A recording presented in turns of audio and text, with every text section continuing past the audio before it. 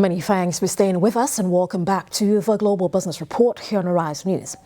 The curtain came down on the IMF World Bank meetings in Washington, D.C. with Afreximbank's annual Babacar Ndiaye lecture, the 9th edition of 2025. Arise Business correspondent Rhoda Zodiri sent this report in. Let's have a look. On the final day of the 2025 Fall IMF World Bank meetings in Washington, D.C., the Africa Export-Import Bank, the Afreximbank, hosted the 9th edition of its annual Babacar Ndiaye lecture, dedicated to the Senegalese economist who rose through the ranks to become the 5th president of the African Development Bank and later created the Afreximbank.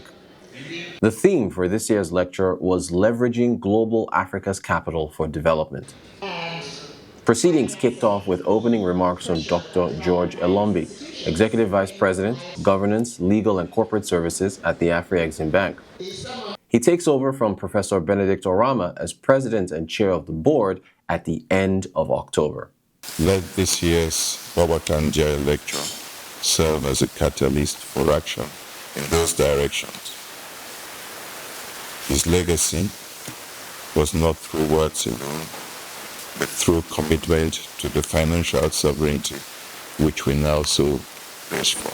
The lecture, based on this year's theme, was delivered by Dr. Donald Kaberuka, Chairman and Managing Partner, Southbridge. It is time for African financial institutions to come together in a coherent continental system with other institutions.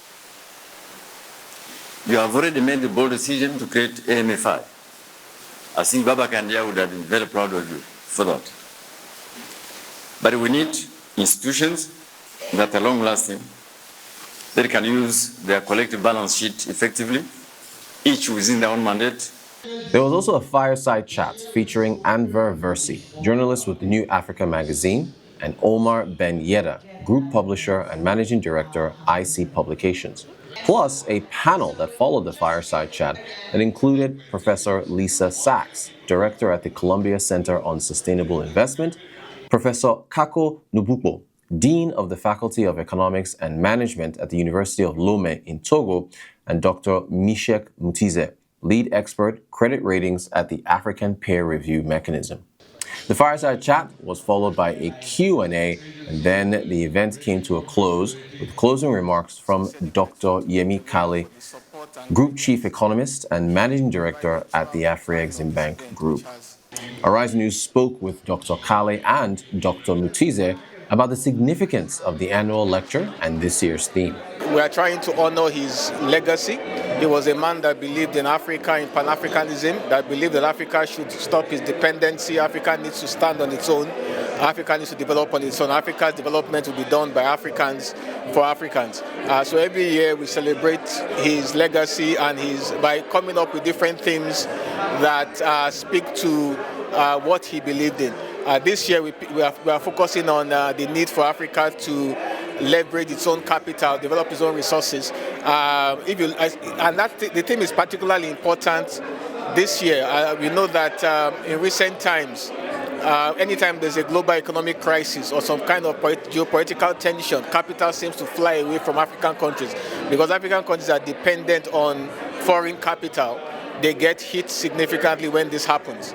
So we are now beginning to realize that it's important for Africa to mobilize its own resources, and we have found that Africa is not capital poor. It has a lot of capital. The only problem is it's difficult for you to pull that capital together. And when I say Africa, I'm not only referring to Africa in terms of the geographical space that is Africa. We refer to as global Africa, which includes anybody that shares its heritage with Africans. So the Caribbean, the Africans in the diaspora. When I say global capital, we need to pull all that together. Very timely, the theme, because we could tell from the conversation and the numbers. Africa has got about 1.3 trillion in capital that is being held by pension funds and insurance companies. That's a very significant capital strength.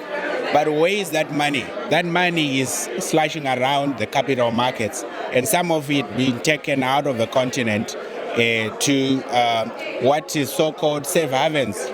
And it still comes back. It's the money that is used to buy Eurobonds in Africa at a very higher cost. So this is very important to reinforce the view that we need to have more confidence in our own African institutions so that this capital stays in the continent. And as remittances come, we are talking about almost 2 trillion, which is a very, very strong financial muscle that will provide the bedrock to finance Africa's own development, especially if that capital comes through our own financial institutions like the Afreximbank.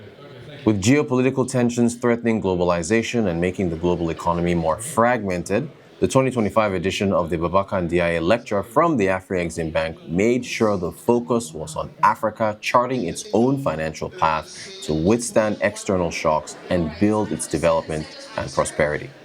From Washington, D.C., at the close of the IMF World Bank meetings, Rhoda Sodiri, Arise News.